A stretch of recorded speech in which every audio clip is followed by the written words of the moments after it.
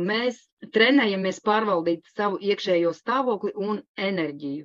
Mēs varam maksimāli ātri paaugstināt savu efektivitāti. Mēs varam sevi atbrīvot no iekšējiem ierobežojumiem, atsabināties no kaut kādas pakļautības, no kaut kādas atkarības, no kaut kādām sociālajām maskām, samazina stresa hormonus un izstrādā laimes hormonus. Lielākā daļa cilvēki ir saskābušiem ģīmiem staigā. Un ir patīkami tādiem cilvēkiem atrasties tur blakus. Jā? Man liekas, ka daudz patīkamāk, ja tur kāds priecīgs, pozitīvs. Bet kas notiek? Tad, kad cilvēks ir nelaimīgs, un otrām kārtām viņš ir negatīvs, viņš ir nepārliecināts par sevi, nepieklauvēs pie šādiem cilvēkiem panākumi, nenāks veselība, nenāks laime, nenāks bagātība, nenāks brīnišķīgas attiecības, nenāks mīlestība, praktiski nekas pie viņiem nenāks. Tāpēc, ka panākumi, veselība, laime, bagātība nāk pie pozitīviem, uzlādētiem, enerģiskiem cilvēkiem.